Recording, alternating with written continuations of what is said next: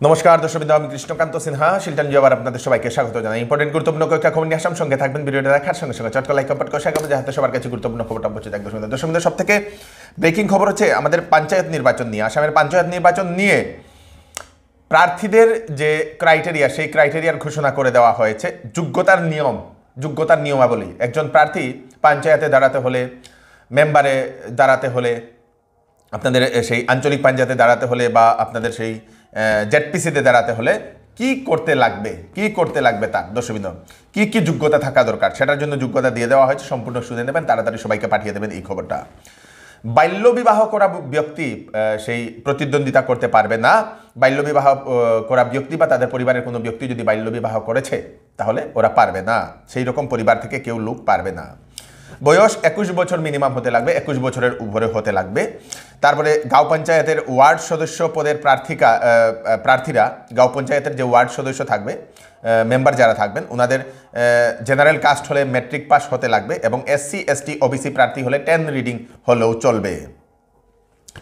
আঞ্চলিক পঞ্চায়েতের সদস্য পদের জন্য কোয়ালিফিকেশন হতে 10 পাস। আমি বলে দিলাম, পঞ্চায়েতের ওয়ার্ড সদস্য হলে আপনাদের 10, SC ST OBC জন্য 10 রিডিং এবং জেনারেল প্রার্থীর জন্য ম্যাট্রিক পাস।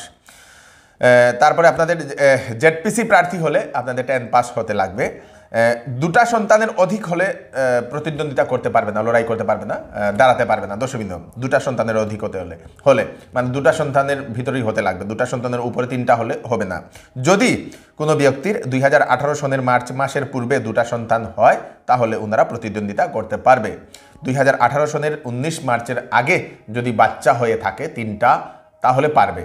কিন্তু 2018 সনের 19 মার্চের পরে যদি সন্তান হয়, আগে দুটা ছিল তারপরে একটা হয়েছে, তাহলে পারবে না। সরকারি চাকরিজীবীর পরিবার মানে সরকারি চাকরিজীবী হতে পারবে না, বলে সেটা জানিয়ে দেওয়া হয়েছে। মানে যদি প্রার্থী সরকারি চাকরি হয় তাহলে সরকারের কোনো বেতন পায় তাহলে ওরা পারবে না।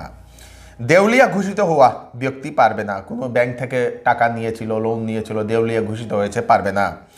সরকারি অনুদান পাওয়া ব্যক্তি নির্বাচন খেলতে পারবে না বলে দেওয়া আছে। সরকারি কোনো অনুদান পাওয়া যদি ব্যক্তি হয় তাহলে তারা সেই নির্বাচন খেলতে পারবে না।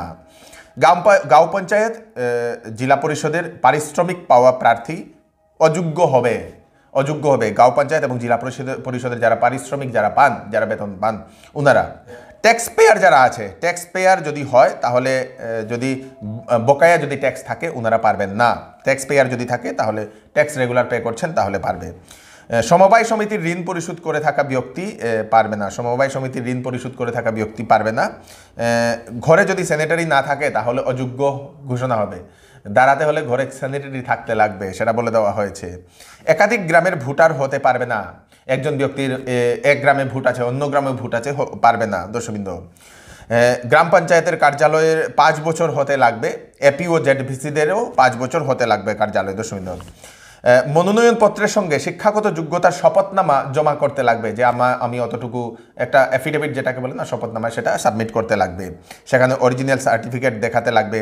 বাকি যে সকল প্রমাণপত্র, সেই প্রমাণপত্রগুলোও দেখাতে লাগবে। ব্যাংক এবং সমবায় সমিতির NOC লাগবে। ব্যাংক এবং সমবায় সমিতি থেকে NOC লাগবে। ব্যাংক থেকে দেউলিয়া ঘোষিত হয়নি, সমবায় সমিতি থেকে কোনো ধরনের সেই টাকা সেই ঋণ নেয়নি বলে এরকম ওনাদের তরফ থেকে একটা নথি লাগবে দর্শকবৃন্দ। তারপর আপনাদের কাস্ট সার্টিফিকেট, ভোটার কার্ড, খাজানার কাগজ, জায়গা যদি থাকে নিজস্ব তাহলে খাজানার কাগজ, তারপরে ব্যাংক অ্যাকাউন্ট নতুন হলে ভালো, তারপরে গাঁও প্রধানের প্রমাণপত্র, এইগুলো সব কিছু লাগবে যদি দাঁড়াতে হয়। প্রধানমন্ত্রী তারপরে জানিয়ে দেওয়া হয়েছে পঞ্চায়েত নির্বাচনে দাঁড়াতে হলে 12টা প্রমাণপত্র লাগবে, যেটা বলে দিলাম। আর অন্যান্য অনেক কিছু আছে।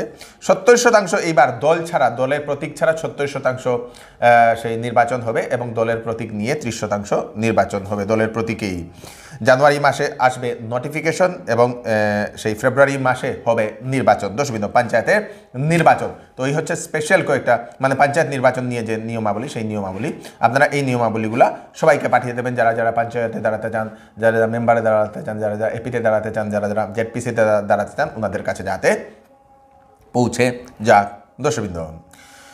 শিলচরের ফাটকবাজারের চৌধুরী টেক্সটাইল নিয়ে এলো বিবাহ এবং শীতের বাম্পার কালেকশন। 8,999 টাকার কেনাকাটাতে পাবেন bed cover with pillow cover. 14,999 টাকার কেনাকাটা করলে পাবেন সেলো কোম্পানির ডিনার সেট। 19,999 টাকার কেনাকাটা করলে পাবেন আপনারা ট্রলি ব্যাগ গিফট। 10 দিনের ভিতরে বিক্রিত মাল ভালো না পেলে ফেরত দিতে পারবেন। তাই তাড়াতাড়ি দেরি না করে চলে আসুন চৌধুরী টেক্সটাইল, ফাটক বাজার, গলি নম্বর 2, শিলচর। ওয়েডিং সিজন উপলক্ষে শ্যামসুন্দর জুয়েলার্স আপনাদের জন্য নিয়ে এলো HUID সার্টিফাইড হলমার্ক গহনার নিত্য নতুন কালেকশন এবং সঙ্গে পাচ্ছেন সোনার গহনার মজুরির উপর 40% ছাড় এবং ডায়মন্ডের উপর 15% ছাড়। এছাড়াও এখানে পাবেন পুরাতন সোনার বিনিময়ে নতুন গয়না নেওয়ার সুযোগ। তাড়াতাড়ি চলে আসুন Shyamsundar jewellers, central road, Silchar.